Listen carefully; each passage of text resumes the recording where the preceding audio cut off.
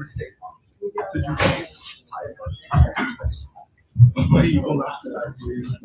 right, I think we are live.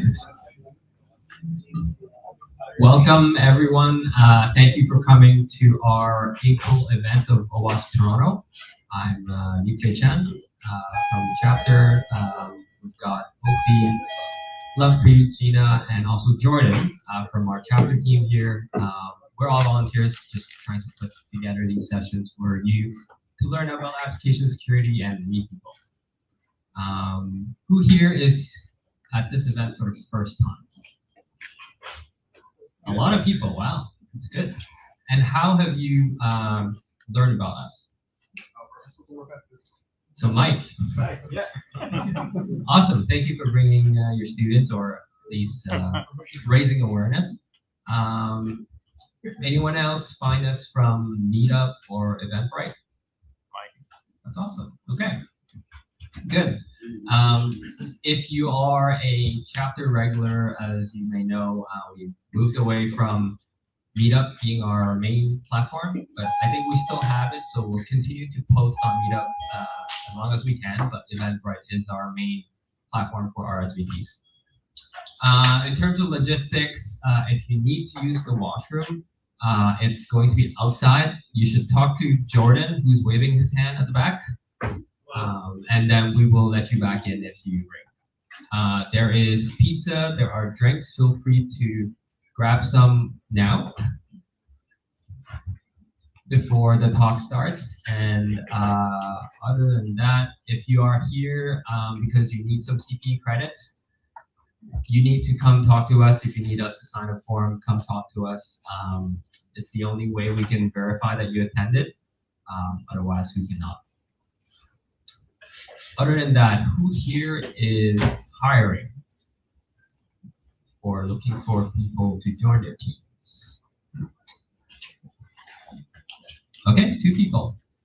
You want to tell us a little bit about who you're looking for and who you work for? Sure. Just briefly, I work for APIsec Security, which is a consulting firm. We're not particularly looking, but we're looking for penetration consultants that we can either hire or hire as contract. So yeah, we primarily do penetration testing services, full stack preferably, so from web apps to internals. Okay. Yeah, and I'm interested in diversity. Awesome. Talk as well, yeah.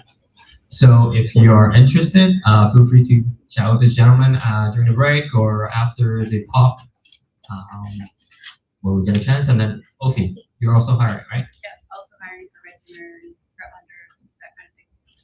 I work for local. Okay, so just to repeat, for those who didn't hear, she works for Simple and she's looking for red teamers and testers. So feel free to talk to her. Other than that, I think that is it. I will quickly introduce Dan. He is from APIsec University. He flew all the way from San Francisco just to be here with us. So thank you very much for doing that. And without further ado, I will continue.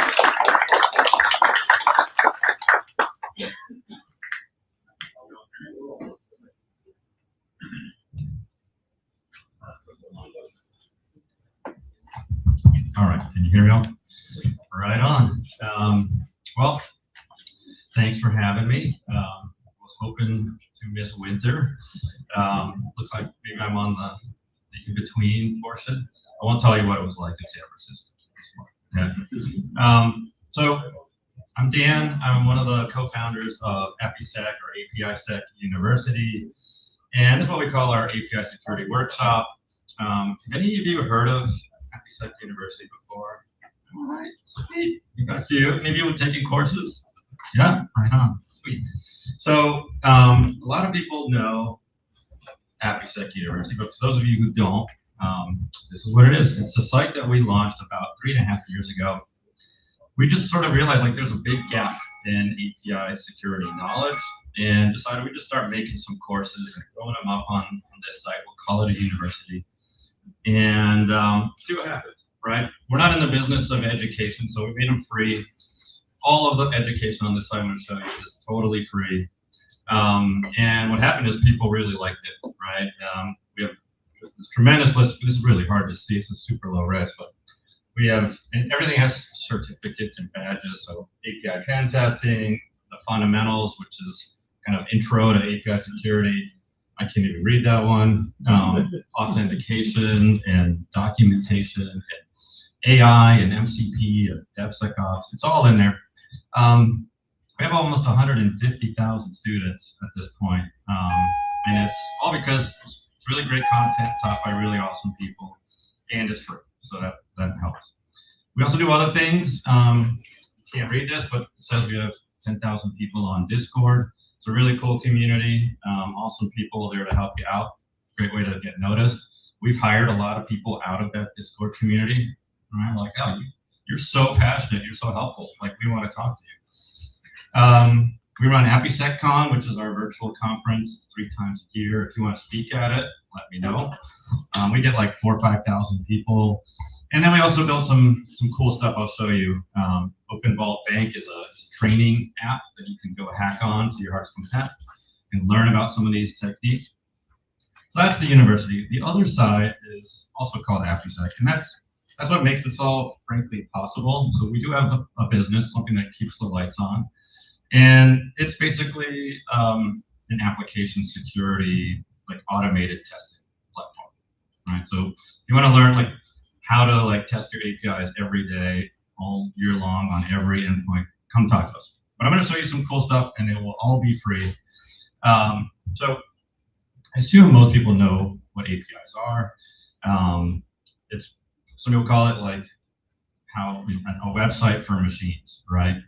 If I want to book an Uber from my Google map, right, how does that happen? It's just through APIs, right? When I log in or transfer money, our UI sends API calls to the backend, right? So it's amazing. It's it really runs the internet these days. But there are other things you can do with APIs, like you can look up Lady Gaga's cell phone, right? And her home address and her email and all of that, right? This is because if you want to get an Academy Award, you have to have an account on Oscars.org, believe it or not, right? That's just like, you got to apply, you have to have an account. And they had an open API with no security on it. Figured no one would ever look there, and you can look up anybody's record. You can similarly find Max Verstappen's passport. If you want to drive a Formula One car, you have to have an account on Formula1.com. Right? There's a driver portal for that. I'll show you more about that one. Oh, it's too bad this is such low resolution. All right. By the way, if anybody wants copies of slides, my email's at the end. I'll be happy to send it to you. All right. This is the best one. You can sell Bitcoin that you don't even own with an API. Okay? I'm going to show you how.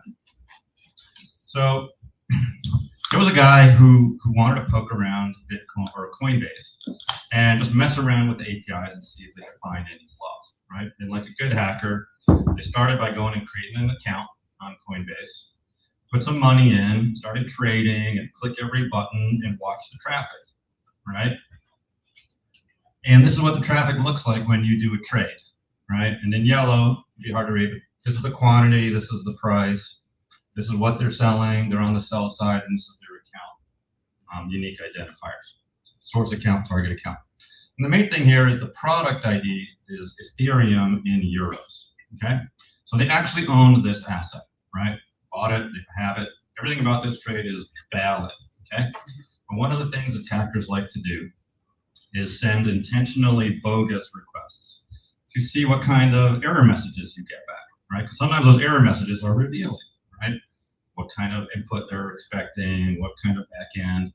So he took this request, and keep in mind, this dude was just messing around, not trying to do anything. And he just backspaced over Ethereum, which he owned, and he wrote Bitcoin, which he did not own, okay? Because he wanted to get an error message, see what happens, right? So he hit submit, and you already know, he did not get an error message, he got a trade confirmation. And his $1,000 of Ethereum sold as $43,000 as Bitcoin, okay? It's like selling your tinfoil as platinum, right? And probably like freaked out, probably was going to prison at this point, and decided you better go on Twitter and say what you just did and ask if anyone can connect you with the CEO. And the CEO responded, right? Coinbase gets a lot of credit, right? They shut down the market for 24 hours. And a week later, they wrote a blog, and none of you can see this. This is really hard. The root cause is the underlying cause of the bug was missing logic validation check on the brokerage API endpoint. Okay, and what that means is their app was checking things like the base size, the price, are you on the sell side, buy side, the account identifiers. It just skipped over the product ID and just assumed whatever you're selling is the thing that you own, right? That's the missing logic check, right? And of course, you're like, oh, that's crazy. Why would you do that? Well, if this trade came from the UI, that's a perfectly legitimate assumption. There's no button to change your Ethereum into Bitcoin, right? But at the API layer, you can do anything you want, right? And this is the fundamental reason why APIs are so interesting to attackers, okay? By the way, he did not go to jail. They gave him a $250,000 fine, right? Largest ever paid by Coinbase. Okay. So hopefully that gets your attention a little bit, right? So what we're going to do is we're going to talk about why attackers love APIs. Then we're going to talk about real world breaches in the OWASP top 10. And then we'll wrap with best practices. And I'll even show you some tools. I heard some pen testers in the room. We got some fun tools that you can use today, all right? And keep it interactive, please. Like, if you got questions, please just let me know. All right. So why do attackers love APIs? Well, number one, they're everywhere, okay? 83% of the internet, according to Akamai, is API calls, right? Or powered by API calls. That's probably underestimated. I think that's about 5 years old, that stat. Gartner says API attacks will become the #1 most frequent attack vector. Definitely true, or certainly the most successful, right? I'm sure there are like bot attacks that are more frequent. 4%, this is from Nokia, only 4% of respondents said they were testing their APIs for security flaws regularly, right? And there's a reason why that number is so low, right? The tools, you can't hire a pen tester, 7 days a week. But this is creating a perfect environment for bad things to happen. Okay, so they're everywhere. They also have direct access. So if you think about like the classic Mr. Robot type of attack, right? You gotta do your recon and then get someone to click a link and then infiltrate and then escalate your privileges and then move laterally and then find the crown jewels and then take stuff out, right? APIs is so much easier. You just poke around like that dude on Coinbase and then you're done, right? That's it, right? They have direct access. It's a beautiful thing if you're an attacker, right? I did this talk last week and someone had said, we had comp sci students, and they're like, so why don't we just stop using APIs? And I'm like, because they're awesome, right? Like, APIs are great. That's why 83% of the internet uses them, but you gotta be smart about that, right? Not using them. Like, you want to secure the system, the best way to secure a system is turn it off, right?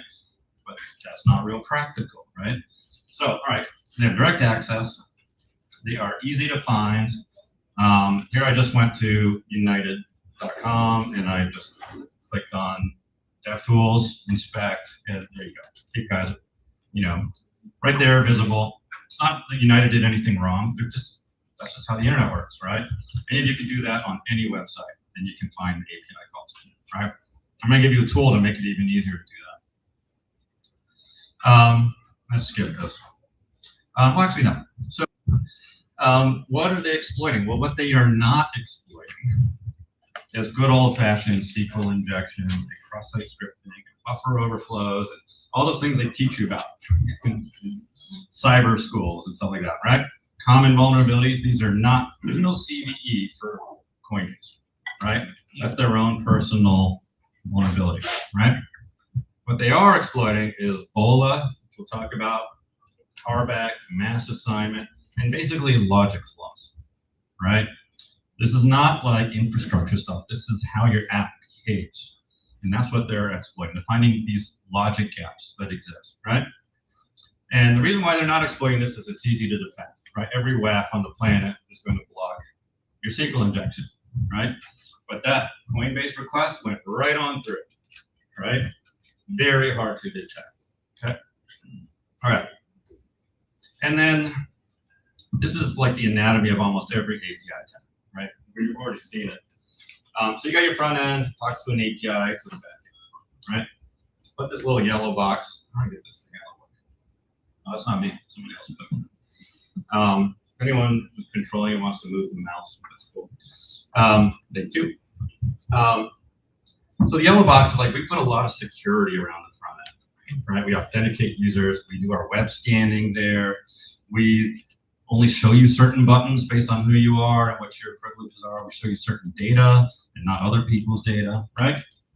But as we've seen, the attacker is going to come to your website. They're going to identify all the APIs sitting right behind it, right? And then they're just going to go around it, right? And all of that security is just damaged, right? So if you're securing here and not here, once they hit here, it's just kind of a wide open field, right? And if you think about it, in a web interface, I can only do what I can point and click and type it. But an API, it's just a command line. And I can type any request I want and send it. Nothing's going to stop me. And if your backend doesn't know better, it's going to process it, right? Like selling Bitcoin, I don't know. And what the attackers are looking for, and what they often find, are APIs that are over permissioned, right? It's kind of a little bit sloppy, or I don't know, but making an API that's overly permissioned is just easier, right? From an engineering development perspective, right? And you control the access in the UI. Well, that is the flaw that attackers are exploiting. Okay, so that's kind of like, why are we here talking about this, right? So let's make it really even more concrete. And since we're at an OWASP event, you've probably all heard about the OWASP top 10s, and there's a top 10 for API security, right? So actually, let me just go ahead. This is what the top 10 for API security looks like. When I used to do this talk, I would just go on this slide and then do a slide for each one of them, and everyone would go to sleep, right? It's very dry, it's boring. So what I'm going to do is talk about breaches, and we're going to map those breaches to the top 10, okay? But the first thing I want to show you is this, right? So I spent a couple hours one weekend, and I just tried to find every API breach I could find. And I ran out of weekend, and I ran out of space on the slide. We do a webinar every quarter on recent API breaches, and we never run out of material, right? There was one recently, another crypto one. It was for Swissborg. And I don't understand crypto, but I guess if you buy crypto and you want to earn interest on it, you can stake it. And it basically kind of, I don't know, locks it and then earns interest. So Swissborg used a third party called Kiln to do the staking, okay? And they had this sort of integration via API. And the third party got hacked, and they stole all of the staked crypto, and Swissborg had to eat $41 million of losses to recover, to rebuy all that stuff for the people. So this stuff keeps happening, right? And so what jumps out to me from this slide is not just the sheer volume, but look at these companies. They're not like little credit unions and mom and pop shops. There's Coinbase, Experian, Instagram, McDonald's, Tesla, Venmo, right? Very sophisticated, high-tech companies. All the best technologies, smart people, doing all the things you're supposed to do, right? But something about these attacks got through, right? All those defenses, and we got to figure out what that is. And they don't lose 1 million records. They lose 10 million, 100 million, right? 700, the entire LinkedIn database was collected via API. So we're going to go through a handful of these and map them to the OWASP top 10. So, oh God, you really can't see that. I'm going to start with, I'll just describe it really quick. The first one is McDonald's, right? And this is mchire.com, it's a real website. And for people who apply for a job at McDonald's, they click out here, and there's like this friendly chat bot.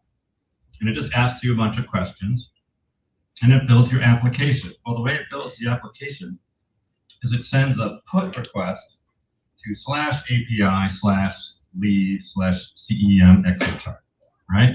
And it assigns you a lead ID. And in this case, this person, Ian Carroll, his lead ID was 64,185,742. Okay, so 64 million people have applied for a job at McDonald's. So, like a good hacker, oh wait, Ian Carroll is a legend. You totally can't read that, but trust me, you should follow him. Next thing he did was just get rid of the UI. Start. So looks like Postman. And start querying the API directly. But he didn't look up his lead ID, which ended in 742. He just tried a different one, like 740, right? Maybe the person just before, right? And of course, shouldn't allow him to see that person's records, but it did. And you really can't see this, but this is Ida Portillo Lopez's records, and in black is her home address, phone number, email, you name it. Or whatever they're asking about, it's right there. And all you gotta do is just increment or decrement these 64 million things, and you can look them all up, right?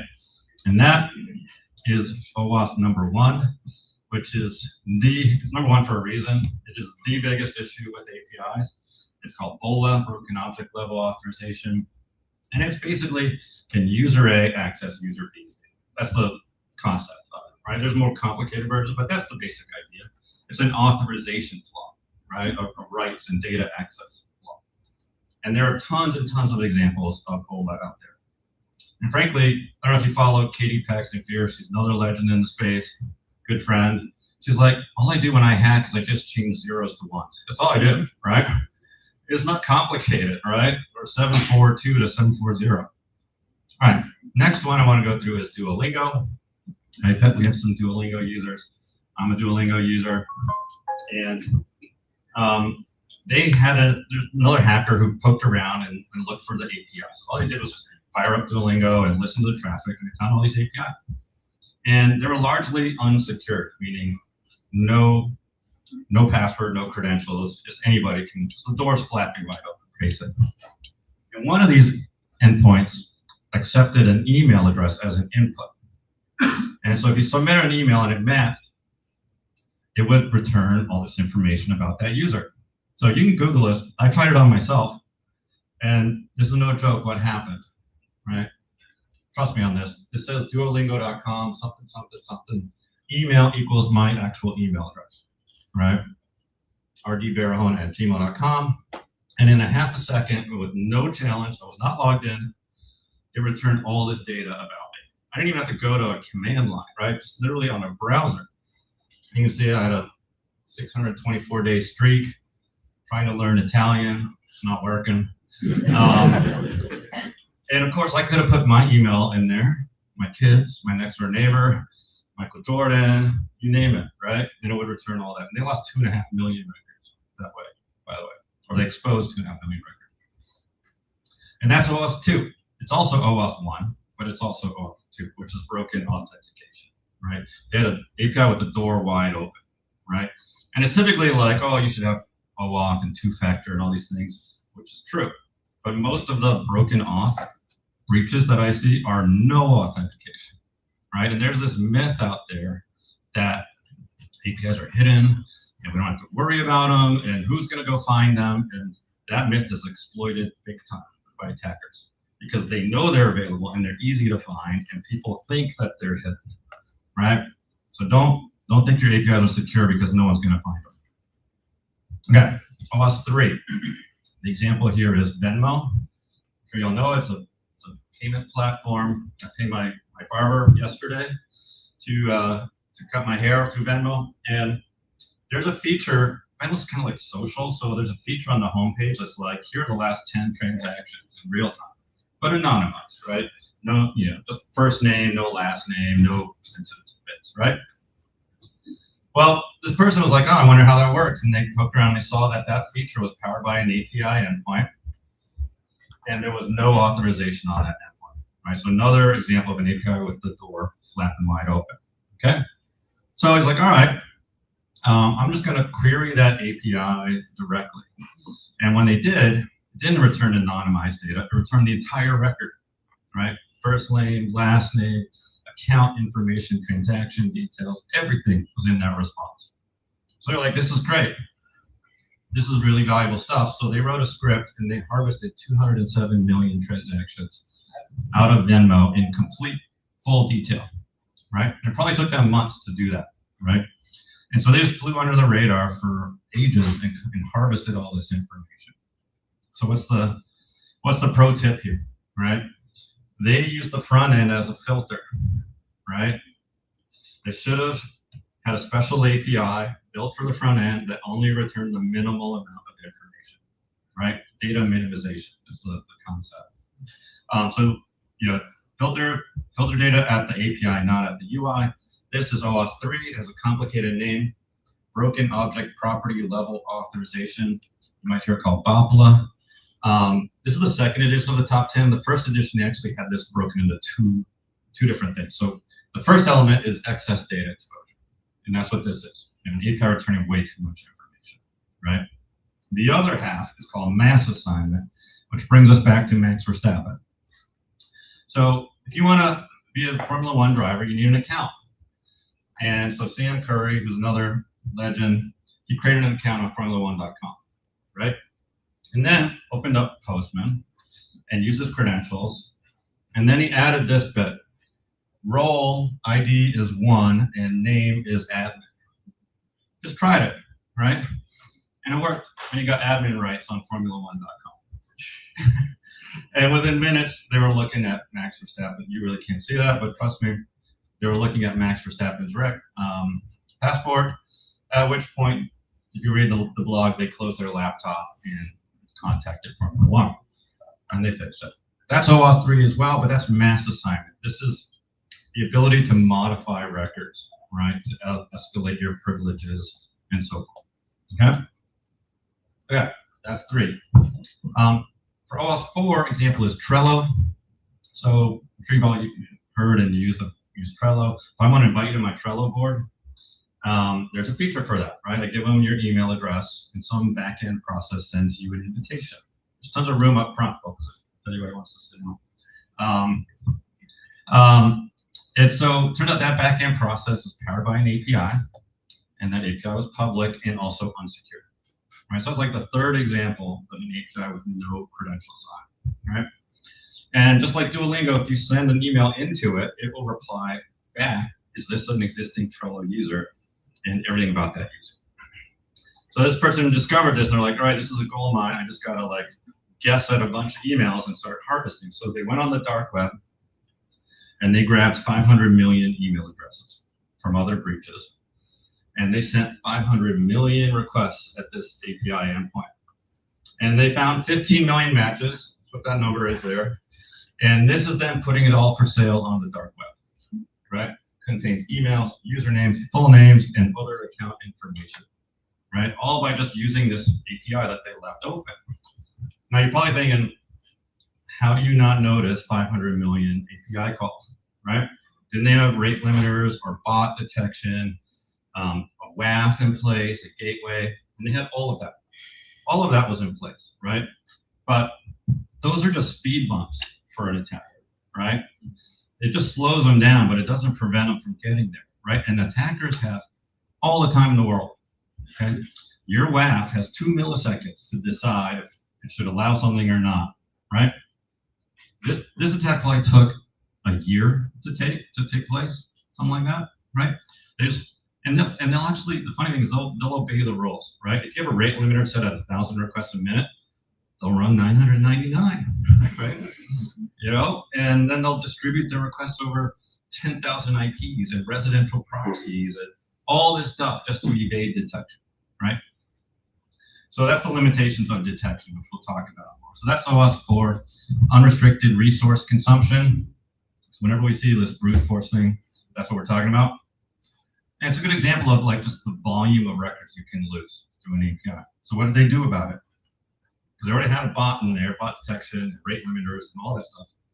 It's pretty simple, and this is what they even published. We made a change so unauthenticated users cannot query data on other users. And all that means is they lock the door, right?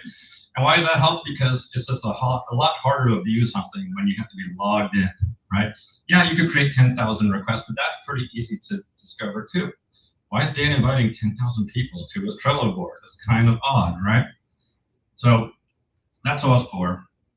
I got 2 more examples, and then we'll go through. This one is Bumble, dating site. They kind of got it all wrong, honestly. Unauthenticated endpoints, They had BOLA, so user A could access user B's data, which is not good on a dating site. In fact, you could create 3 accounts in different locations and then triangulate and find the exact location of any other user on Bumble. But what makes this OWASP 5, which is broken function level authorization, or BAFLA, is they've exposed functionality that an end user shouldn't be able to use. Okay, so with BOLA, it's more data oriented. Like, can I see this other person's data, right? On Bumble, you have this classic freemium model. They have a free tier and a paid tier, right? And there's an API probably that's like, if I want to look up what tier I'm at, it probably looks like a GET request to /API/account type, right? Fine, no problem with that. But they also expose post on that endpoint, which means not only could I look it up, I could also change it, right? And no end user should have any access to that endpoint, to that feature. There's no reason, right? The only way I should elevate my account is I give you my credit card and I pay, and a back-end process calls that API, right? So that's function level authorization at the function level. And then the last one I want to give you is from Instagram. It's actually, like, to me, one of the most important examples. So here what happened is, let's say you wanted to take over Taylor Swift's Instagram account, okay? You go to Instagram and you say, I'm Taylor Swift, but I forgot my password. And it would send a 6-digit reset code to the real Taylor Swift, which you would not do. But there's an API endpoint where you can submit your guess, right? And that endpoint is unsecured, but it has to be unsecured. You don't know your password, right? That's the whole point. And so, all right, there's a 6-digit code. That just means I got to start at 0 and just increment, and somewhere between 0 and 1 million, I'll get the right code. But naturally, they had guardrails in place. First guardrail was 10-minute time, right? So if you didn't get through 1 million combinations in 10 minutes, you're out of luck. But on Instagram, that's easy, right? You can get through 1 million API calls easy on a site like that. The second guardrail was a 200 guess limit, right? So after 200 guesses, it just wouldn't let you send anymore, right? Fair enough. And I think this hacker probably thought they were done, but they tried one more thing, which was they changed their IP address. And they got 200 new guesses, right? And so they just had to keep rotating their IP over and over and over again, or farm it out across 5,000 IPs in parallel, right? You can do that on Amazon pretty easy. And you could get through all 1 million combinations within 10 minutes, only using 200 guesses per IP. And that's OWASP 6, unrestricted access to sensitive business flows. The reason why I think it's so important is it really kind of reinforces that concept of business logic, right? And that's why I really like when I do these talks for development teams and engineers, because if you think about it from a developer's perspective, this feature worked perfectly, right? If I forgot my password, I hit the reset, I get a code, I'm back in action, right? From a QA perspective, this is perfect, right? Worked exactly right. But the way they implemented it actually created its own vulnerability, right? And so you have to think not only of how it's supposed to work, but how it's not supposed to work, right? And there were a lot of things they could have done differently. First thing, I don't know how IP address ever entered into the formula, right? That's just ridiculous. It should not be 200 guesses per IP. It's totally irrelevant to the reset process. Number two, 200 guesses is way too many. If I fat finger something 5 times, I'm going to type it really carefully that 5th time. And they should have expired the code at that point, right? Just expire it. And then number 3 is by making it a numeric integer, because all integers are numeric, you're basically saying, hey, attackers, it's somewhere between 0 and 1 million. Good luck, right? By throwing a J in the middle of it, right? I could type a J just as easy as a 5, right? Like, it's not making it harder for the user. You just made it way harder for brute forcing. So stay away from incremental IDs, period. When attackers, scan your apps and they look at all the parameters, if they see there's something that's an integer, their eyes go right to it. They're like, is that something interesting? Because I can change that, right? So that's OWASP 6. I said that's all I was going to give you there. This is what the rest of the top 10 looks like. We actually have a course on OWASP top 10, so if you want to learn it in depth, come check it out. Real quick, 7 is server-side request forgery. This is all about tricking your happen to going somewhere it doesn't belong. So imagine like you ask users to provide a profile, and one of the fields you ask for is a LinkedIn URL, right? And they don't give you a LinkedIn URL, they give you a malware site, or a SQL injection, or /localhost Etsy password, or some crazy thing, right? If it doesn't start with LinkedIn.com, throw it away, right? That's input validation, basically. 8 is security misconfiguration. This is just the kitchen sink of good practices, patching and hardening and turning off services, using encryption and rate limiting and turning off, things you don't need, error handling. 9 is improper inventory management. It's kind of the opposite of 10, unsafe consumption. Improper inventory is like, you got to know what your API footprint is. And one of the classic mistakes is when you upgrade your API from V2 to V3, right? When an attacker sees that, they are definitely trying V2 and V1 and anything else they can guess, right? QA, UAT, you name it, right? And a lot of times those old versions hang around because you have that one customer that won't upgrade, right?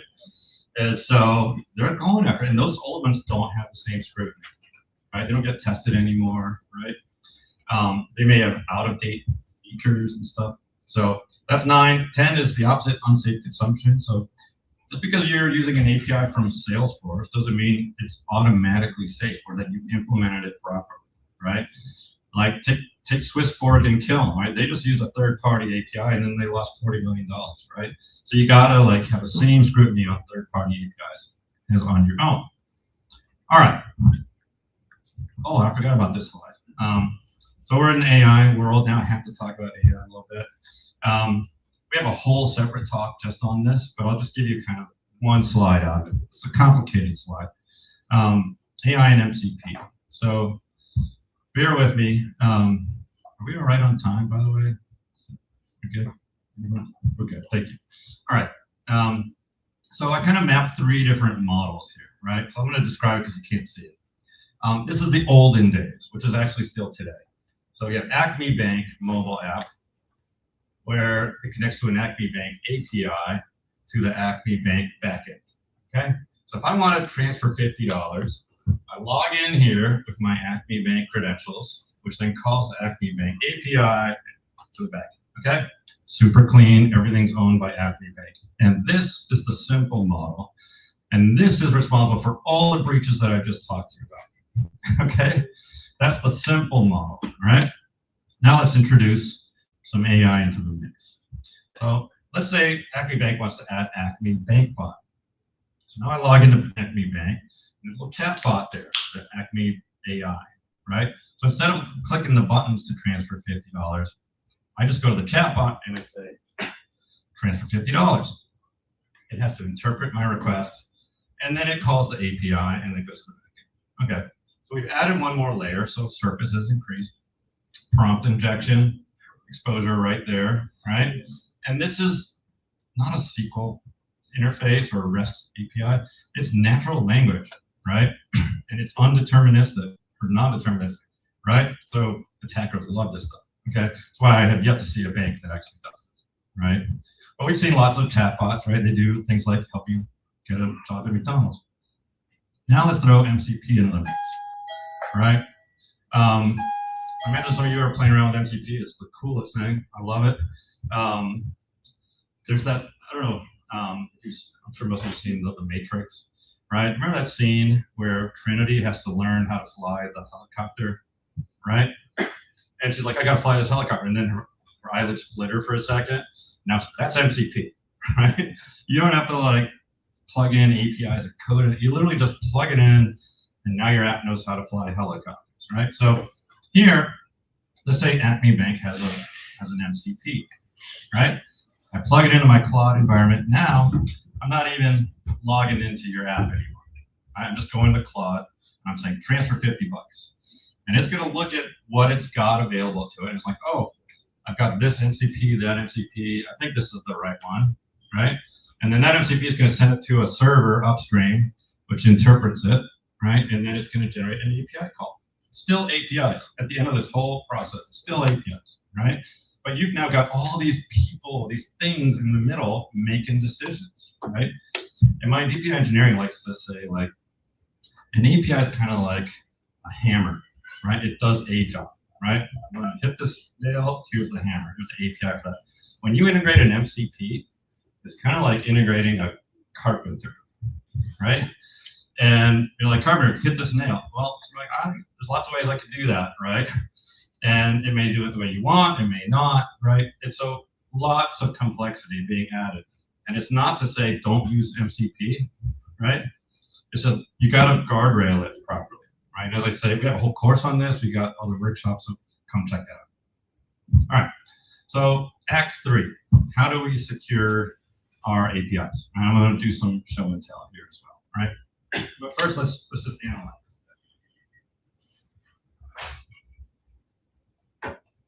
So to help us answer that question, how do we secure? We went back to this list and we categorized every single one of them to try to see like where are the like major perpetrators, the culprits of the attack vectors. And this is what the data looks like. And you can't tell, but this is 1, 2, 3, and 4 OWASP, right? And you can see the top 4 dominate how APIs get breached in the real world. And right at the very top, unrestricted resource consumption, you'd be like, all right, I just got to do a better job of detecting these brute force attacks, right? But we've already seen that the defenses can be worked around, right? If you're leaking valuable data, attackers get real clever real quick, right? And so what the takeaway here isn't like tighten up your rate limiting, right?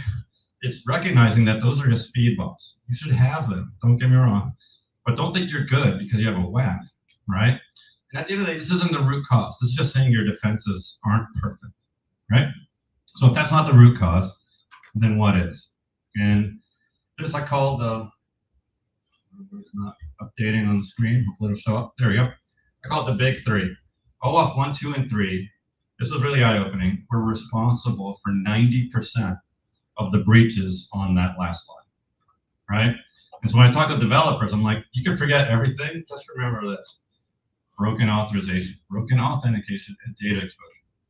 Broken authorization is like, can you make sure that user A can't see user B's data? That's just a piece of logic in your app, right? You can't fix that at the WAF. It's not possible, right? But in your code, it's a line of code, right? It took Coinbase 1 day to diagnose and fix their issue, their authorization flaw, right? Broken authentication, yep, 2-factor, OAuth, all that, but at least don't leave it unlocked, right? It sounds silly, but you saw how many examples. And excess data exposure, Trello, Duolingo, Venmo, like don't return more data than you need to. Return the minimal amount. Okay, so those are the main causes.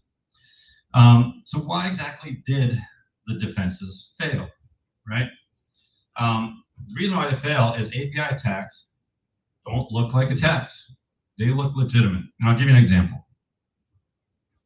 Here is a request that hopefully will show up in a moment that is obviously bad. This is I'm gonna make you guys wait for it. It's really great once it shows up. I might have to even just describe it now. Is my internet gone bad? Yeah, all right. I might hit the next one now. All right, that one showed up quick. Okay, here's an obviously bad request. I'm doing a GET request. The user ID equals blank or 1 equals 1, right? This is the world's most basic SQL injection. 1 equals 1 is always true, right? So this is going to be true. We have an OR statement. The whole statement is true. And if you're vulnerable to this, you just dump your entire user database. But nobody gets breached this way. There wasn't a single example of that on the list, right?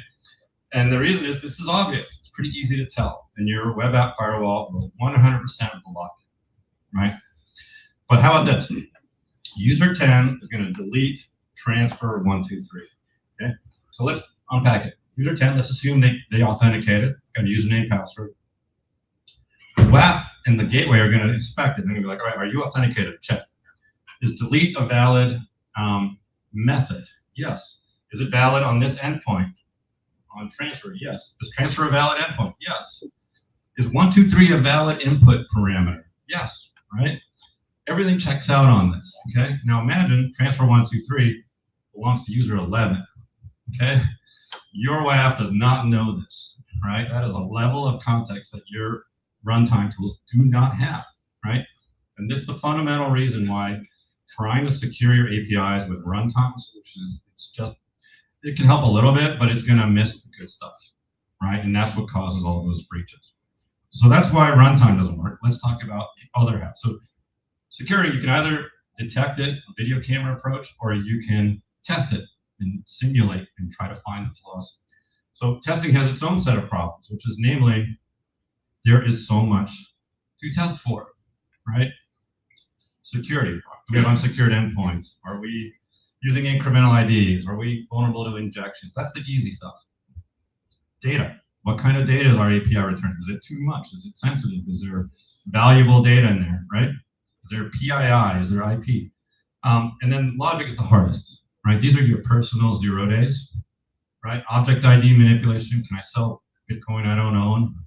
Can I see cross-account access? Can I see my neighbor's Duolingo records or give myself free Bumble accounts, right? There's no CVE for these things, right? So you got to be able to test for all this kind of stuff if you're going to try to secure your APIs. And then, of course, multiply that by hundreds of APIs across your organization and continuous releases from your engineering team and all this stuff. So how do companies tackle this? There's really one of three options. First is do nothing, which is, remember that 4%? So I guess 96% might fit in there. That's not true. A lot more people do it. Do it yourself, right? So a lot of you are probably familiar with this, right? There's some red teamers in the room. You know about Postman and Burp and Zap and tools like that. Phenomenal tools, right?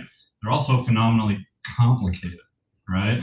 There must be like 200 buttons on Burp, right? And not only do you have to know how to use the tool, you have to then know what you want to do with it, right? And simulate all those things, right? And then option 3 is to pay someone else to do it, right? So you hire a firm and you give them a week, maybe 2. You don't give them any documentation, am I right, pen tester? All right, and they're like, hack everything and give me a report, right? And they do their best, right? And they give you a report and then they go away for another 52 weeks. So none of those are really great. None of those are really great, right? So this is why I said I was going to show you some stuff. One of the biggest problems is finding and documenting your APIs. That typically takes a pen tester all of the first day, right? For one API, right? Reverse engineering. Let me show you this. I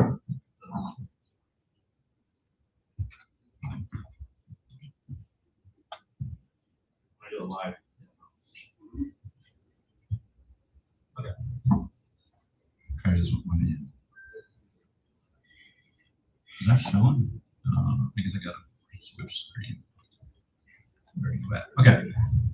Can someone make sure that's showing on the? Not yet. It's not.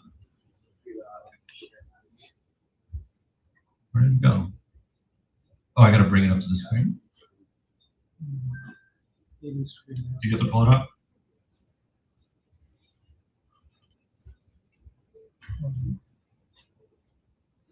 There we go.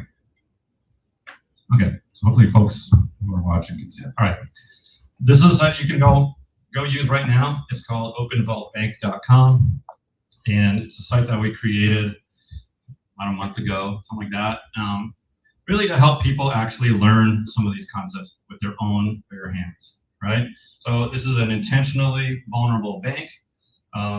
It actually tends to get hacked quite a lot, so I even put in here a reset demo, because it's a little bit like public bathroom, right? After a while, it just gets pretty nasty. So what's cool here is there's a learn button and a cheat sheet button up there, right?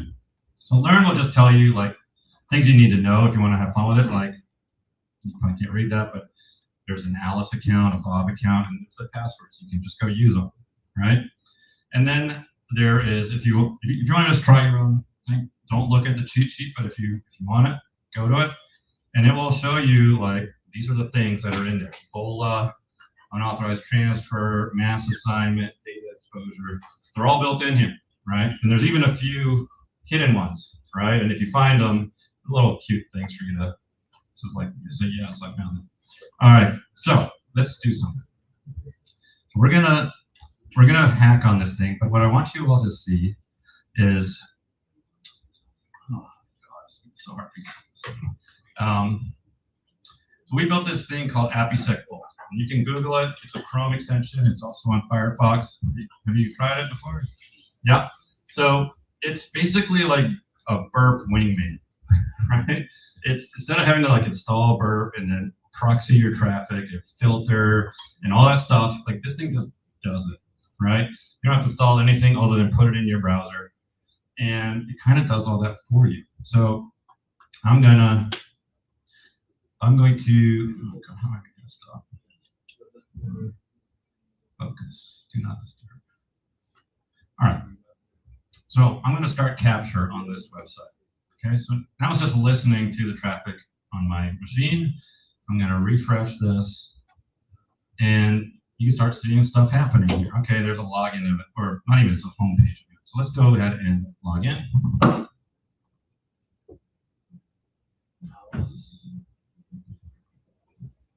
Plugging Alice at obv.com, and the password is Alice123, which of course Chrome is not going to like.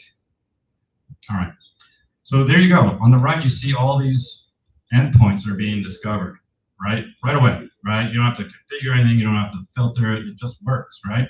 So we just logged in, so I'm going to go here to this token event. It's going to be real hard for you to see. But this says API auth token, right? That's me logging in. If you can see this request body, there's the email, there's the password. Nothing wrong with that, right? But you know, that's just me seeing my own password. It's fine. And here is the JWT. Okay, I could take that and I could start messing with that, right? I could change the algorithm, change my role, see if it works. So now, what I'm going to do is, I don't know, let's go to savings. And let's do a transfer to checkings, and we'll transfer $1,000. Okay? I'll confirm the transfer. And there you go. Over here on the right, there's this says, golly, you really can't see it. Okay. API v1 payments, right? There's the endpoint. And in it, stop. Dark mode is any better? I have the request body from account 2002 to account 2001, amount $1,000. Okay, obviously a very simple thing. And so what I can do now is we have this little, like, you can't see it, this little hacker icon, hoodie guy, right? So I'm going to click on that, and now I can actually manipulate those requests, right? Repeater style and burp. So I'm going to hit the body parameters here, and there you go. This says there's an account, a from, a to, and an amount. So 2002, 2001, and $1,000. Okay, so let's try some stuff. We know those two belong to Alice. Why don't we try to transfer from 2006? And it says, all right, account not found. All right, let's try 2005. Send. Ah, successful. So we just took $1,000 from whoever owns account 2005, right? Obviously, this is pretty ridiculous, but this is what BOLA is, right? Literally, and you can see having like very simple, you know, identifiers, things like that, makes it really easy to hack on things. So that lets you kind of identify your APIs and mess with them. The other thing that it does here is, I'll show you, like here, this is the parameters view. It'll show, like, let's say I want to go look at these body parameters, 11 of them, right? Timestamp, action, pretty boring, version, session ID, big ugly thing, email addresses, password. It's showing me what parameters are there that might be interesting for me to hack on, right? And then, of course, this is kind of the endpoint view. And what's cool about that is you can actually literally, down here it says OAS, Open API Spec, so it will actually spit out a fully documented Swagger file for you, right? Which you can then bring into Postman or whatever you want to do with it. So, as I say, this is all free, right? And hopefully, for you pen testers out there, bug bounty hunters, red teamers, this just solves a lot of problems for like, how do I find our APIs? Not have to go through all that rigmarole, start pressure testing.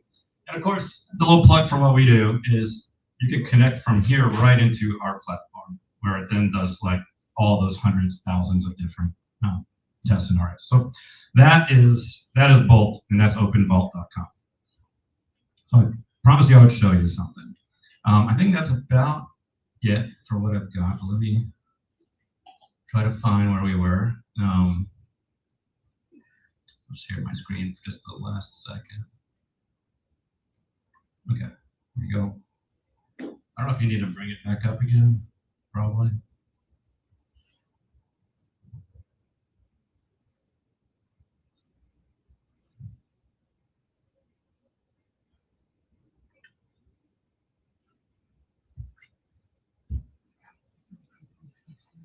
While he's doing that, basically this is my thank you slide. And it's got my email address. If you want to hit me up, get copies of slides, happy to do it. We do these workshops for organizations too, right? So if you think your organization would benefit from raising awareness about API risks, hit me up. We don't charge for that. It's also free. I've probably done 200 of them. We do also provide our own certificates. So if you want CPEs, you can also fill out that form and we'll check that you were actually here. But we do that quite a lot as well. And then just come to APIsecUniversity.com if you want to take any of these dozens of courses or be part of the community, the Discord, our webinars, our APIsec cons. It's pretty cool place. There's a lot of fun people and a lot of great support. So that's it. Thanks everyone for being here.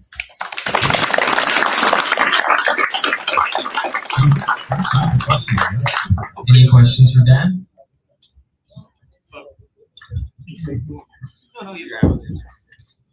So you mentioned three solutions to security APIs, right?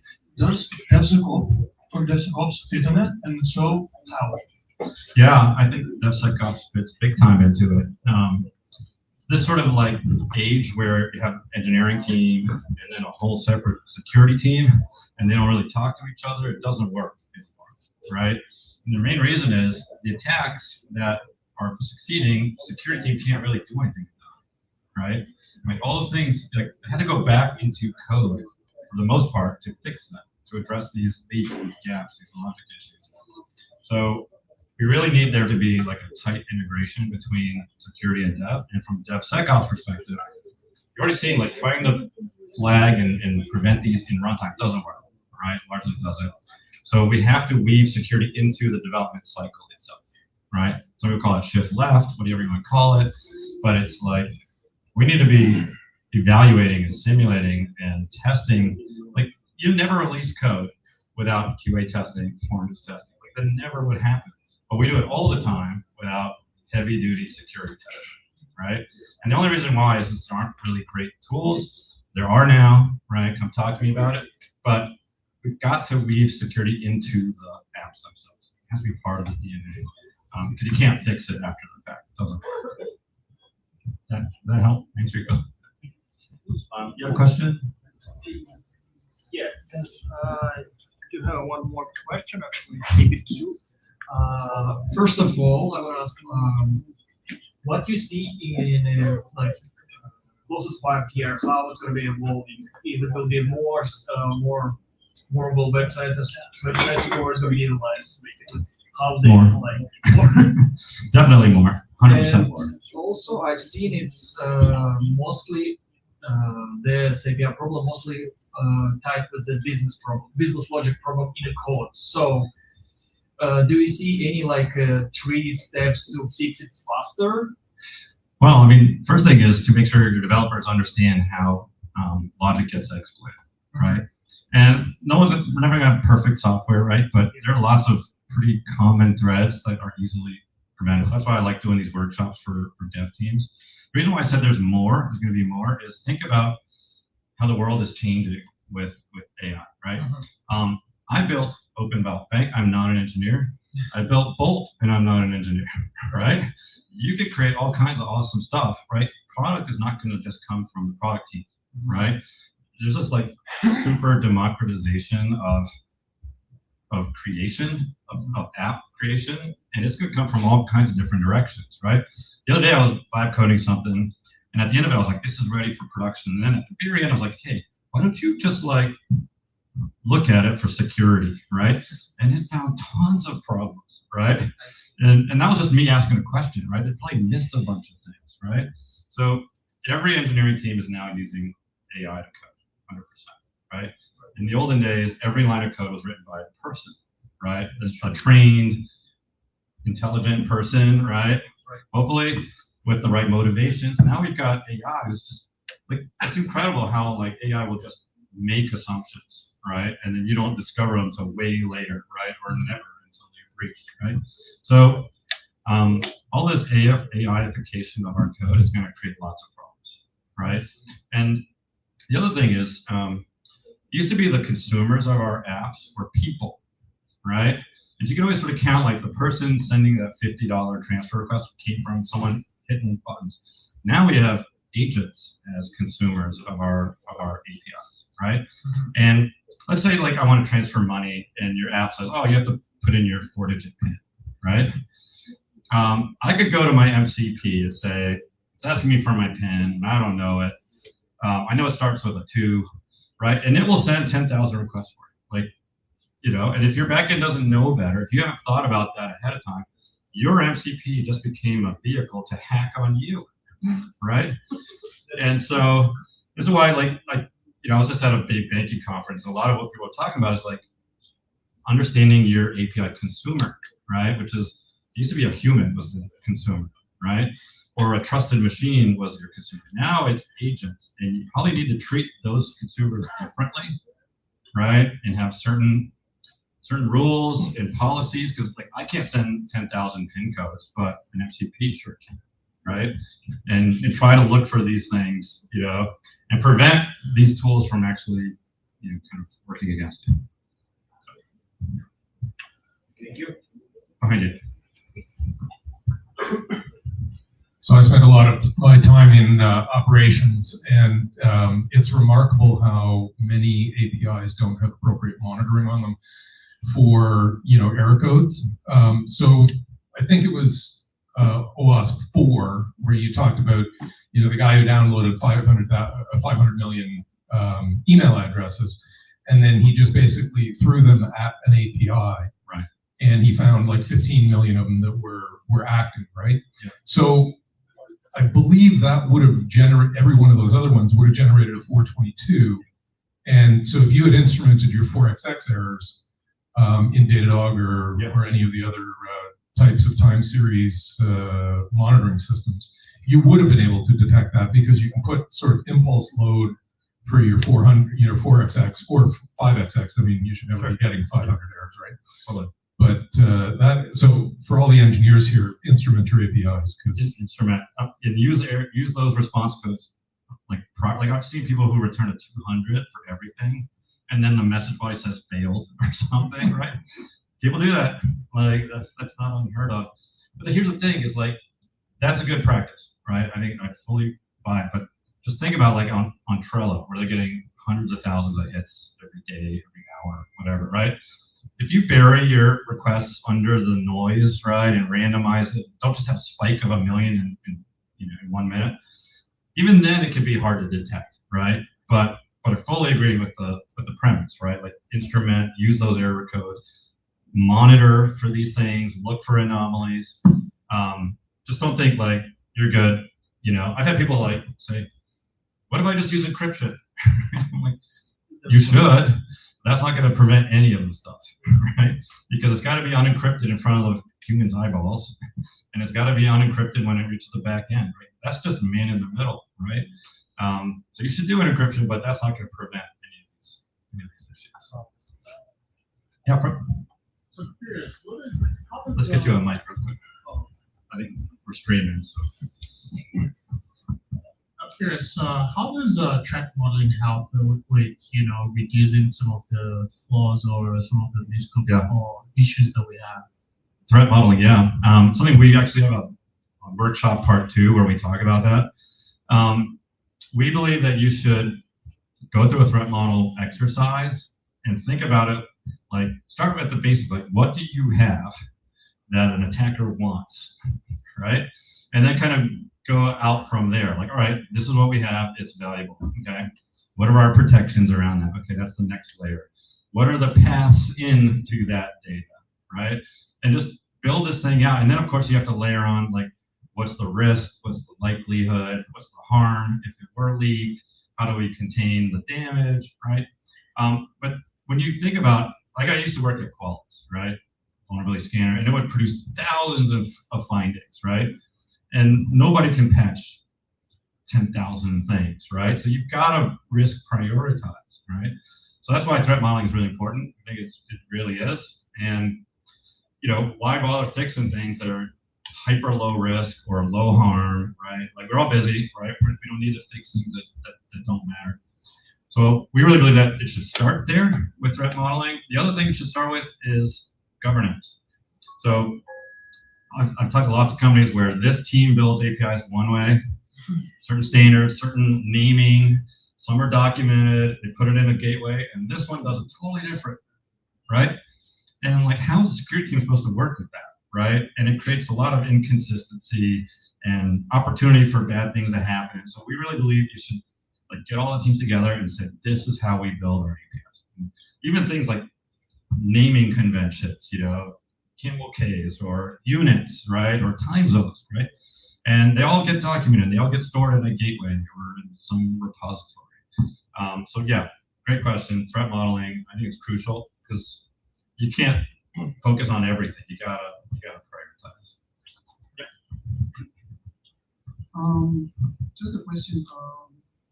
In my previous role, I used to use Acunetics for vulnerability assessments. Okay.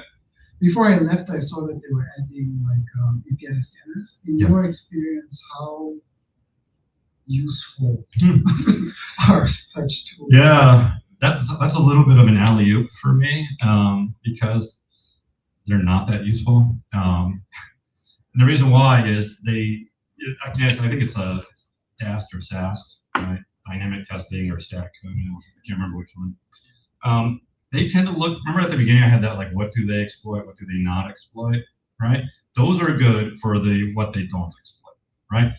Which means they're doing a good job of that, right? Like, you know, the attackers are not succeeding on that. And the reason why is the scanners, the detection, they work, right? But the problem is these tools don't really go to the right-hand side of the chart, right?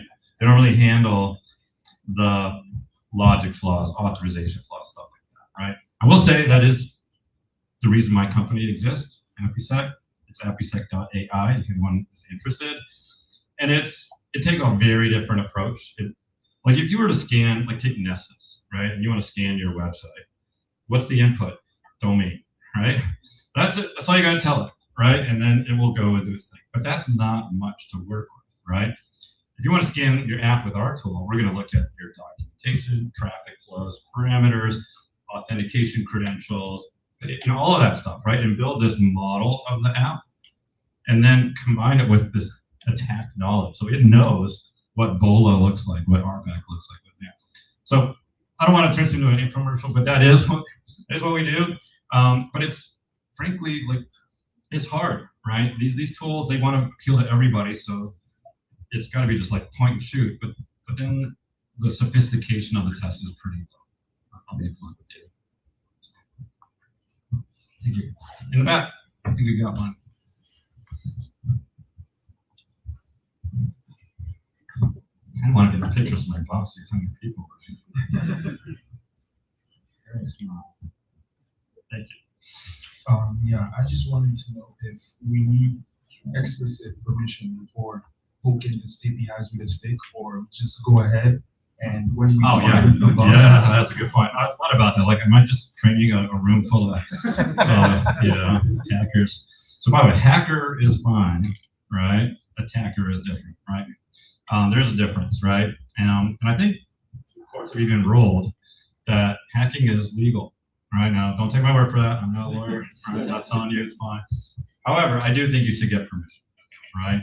I think, like, what I tell a lot of folks who are coming up and want to build their skills, go to like HackerOne, BugCrowd, right?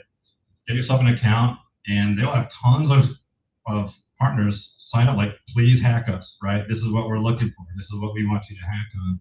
And then notify us when you find something. There's a whole notification thing. If you do find something, we actually had a guy who did a really cool presentation at our last APIsec Con. He hacked on I won't name it, a burrito chain. And he managed to, he saw that there was a parameter for discount, right? And so you tried a negative number, didn't work, right? You tried a percent, didn't work. So he ordered like 20 burritos, it was like $190 or something. And he put his discount $185, right? And it worked, right? He bought 20 burritos for $5, right? And then he notified them, right? And I don't know if he got paid out or not, but there's a thing called responsible disclosure. You can look it up. There's actually even on most websites, I don't know if someone knows it, it's like slash. Does anyone know what the URL? It's like slash security.txt. There's that, right? And it will tell you like where to contact them, right? Typically like security@domain is a good email address to try as well. Typically like the ethical thing is to notify them. And then you have like, you give them 90 days or something like that to fix it. And if you want to go public, it's okay at that point, although whether you want to do that, it's up to you. But no, don't just start hacking on stuff and get yourself in trouble. Like, I would try to find things that, like our website, right? Open Vault Bank. You want to like just practice a bit, but then go to like these bug bounty websites. You can hone your skills there. All good? All right. I think we're all set. Oh, yeah, one more question? Or are you done? No. You're good. All right, you're wrapping up.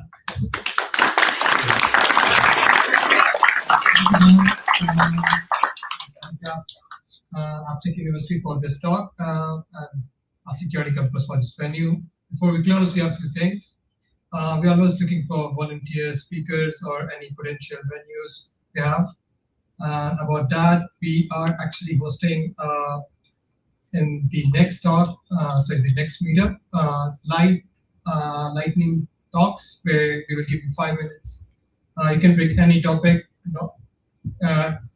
Don't need to be like so long. It can be like just 5 slides. It can be 0. Just any topic you can bring in.